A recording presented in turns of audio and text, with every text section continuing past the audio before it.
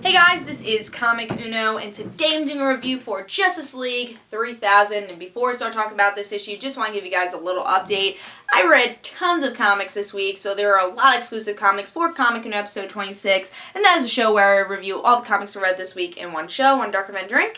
Here are those exclusive comics. Invincible 107, Lazarus issue 5, Wolverine and X-Men issue 39, Indestructible issue 1. Then printed comics, we got The Superior Foes of Spider-Man, Amazing Spider-Man issue 700.2 and 700.3. We got Nightwing issue 26, Nova issue 11, Smallville Aliens issue 1, Inhumanity Uncanny X-Men issue 15. Yep. Superboy, issue 26, and the Powerpuff Girls, issue 4. So if you want to go check out those reviews, go to Comic Uno episode 26, and I'll be annotated, so definitely go check that out. But let's talk about Justice League 3000, issue 1, which was delayed. It's supposed to come out last month, or maybe even before that. No, I think it was November it was supposed to come out. So it was delayed. There was artist changes, different changes to this series. So now it's finally out. We got issue 1. So did I like it? What is this about? The costume designs are cool. Superman's hair is a little weird, but I think the costume designs are pretty cool. I grew used to it. So, let's see if I like this issue, though. I was kind of looking forward to this. I don't know if I was totally looking forward to it, but I always look forward to issue 1s. I'm like, there's possibility this will be really great or really bad or in the middle. So, I was looking forward to it. I always look forward to issue 1s, as I said. So in this issue, we get to see that there's this doomed future. Of course, why can't we ever have a non-doomed future? Most of these futures are always doomed. So there's this woman.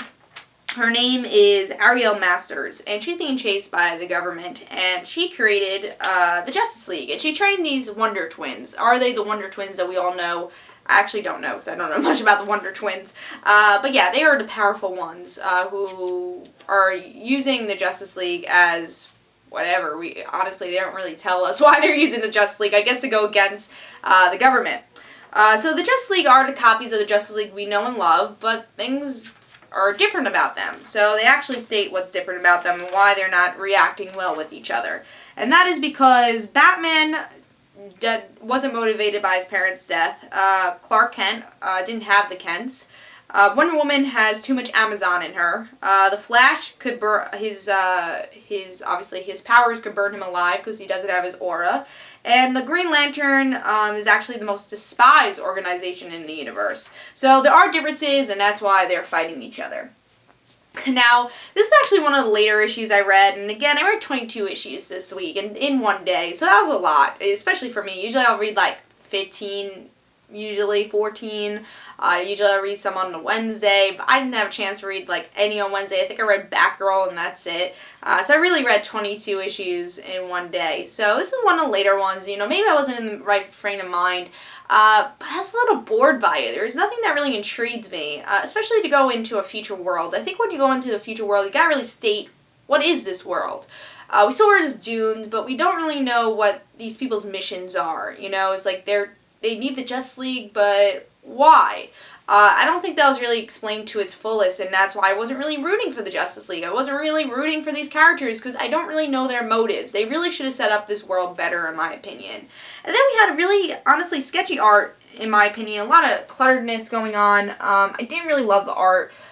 It just felt like there was way too much going on a page, and it just made me really sit there and feel bored.